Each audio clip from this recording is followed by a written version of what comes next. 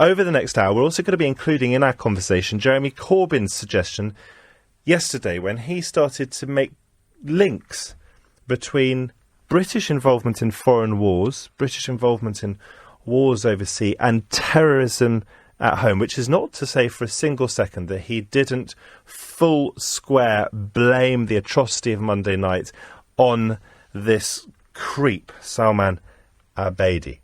0345 6060 973 is the number to call if you want to have your say. I'll also continue to take your calls on whether you feel that the police presence, the armed police presence, including armed police patrols on our trains, is appropriate. Do you think it is reassuring? Are you reassured by troops on our streets? And also, if you're Muslim, do you think that Muslim communities are doing enough to root out the evil in our midst? Or do you perhaps, like Mukhtar in Birmingham, say that we shouldn't even put into the same phrase the words Muslim or the words Islam, or Islamic and terrorist, because that is to couple peace with terror?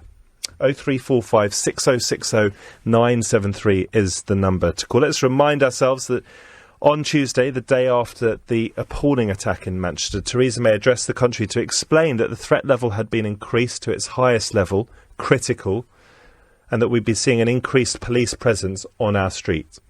The Joint Terrorism Analysis Centre, the independent organisation responsible for setting the threat level on the basis of the intelligence available, was keeping the threat level under constant review. It has now concluded, on the basis of today's investigations, that the threat level should be increased, for the time being, from severe to critical.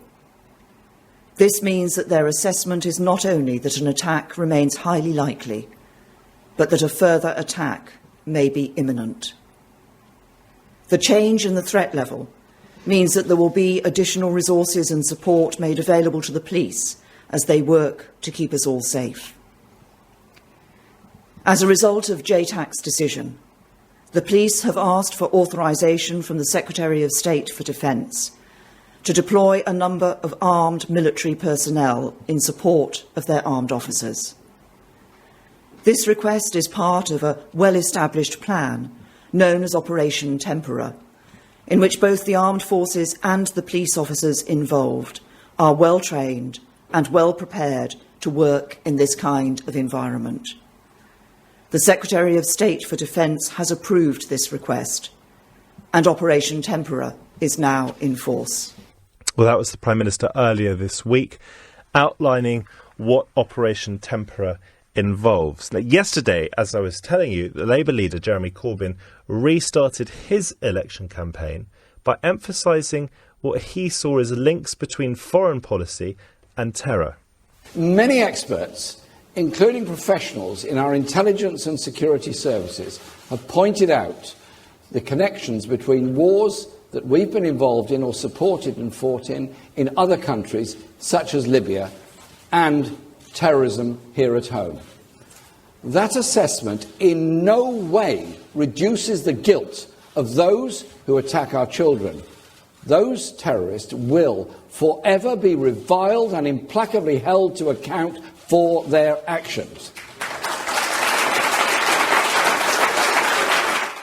Protecting this country requires us to be both strong against terrorism and strong against the causes of terrorism.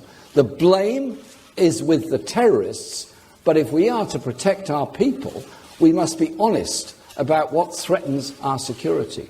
We must be brave enough to admit that the war on terror is not working. We need a smarter way to reduce the threat from countries that nurture terrorists and generate terrorism. Well, do you support Jeremy Corbyn, or do you think it was tasteless in the week of a terrorist atrocity to connect British foreign policy with acts of terror? However much he emphasised that the blame should fall squarely on the shoulders of the barbarian who carried out the attack in Manchester.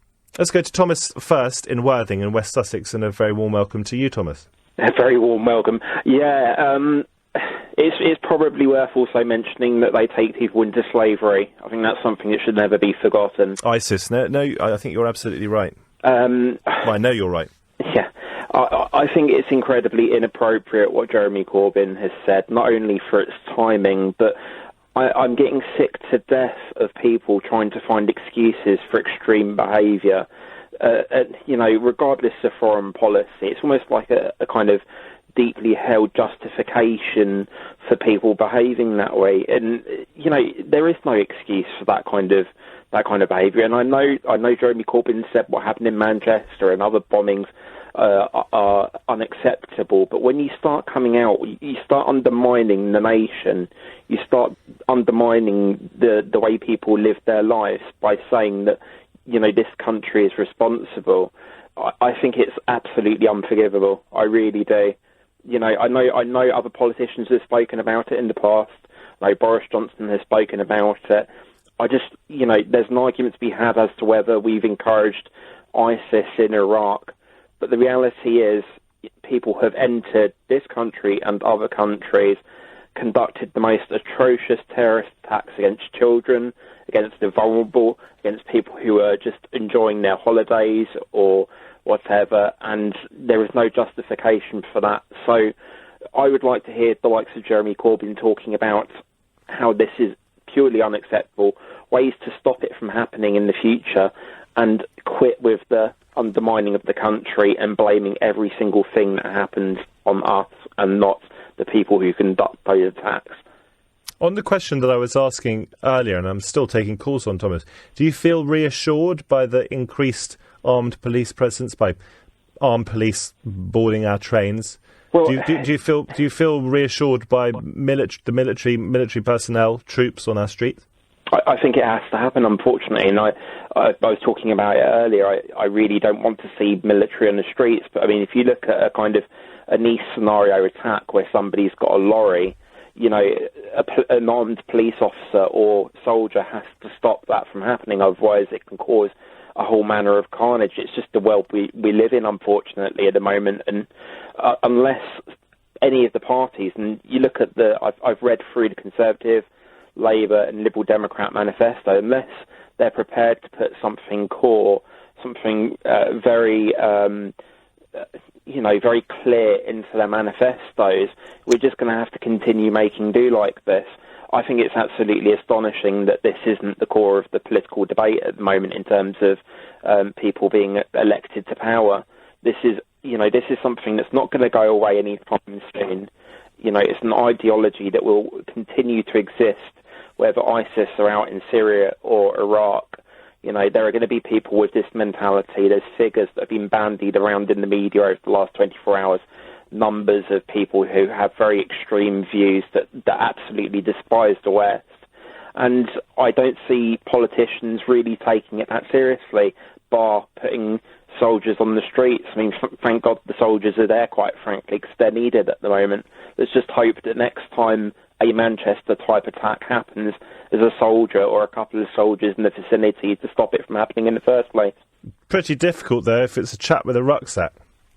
Incredibly difficult, but like I said, if you're looking at a Nice or Berlin-type scenario, person in a lorry, which is a very easy way of conducting an attack, or a knife or something purchased from a supermarket, then, you're going to be very happy that there's a soldier there to stop it from happening, because it doesn't take an awful long time, as we saw from what happened in Manchester, to actually conduct an attack that kills many, many people. Well, Thomas, thank you. That's Thomas in Worthing in West Sussex. He is reassured by the increased armed police presence in this country and the deployment of troops on our streets.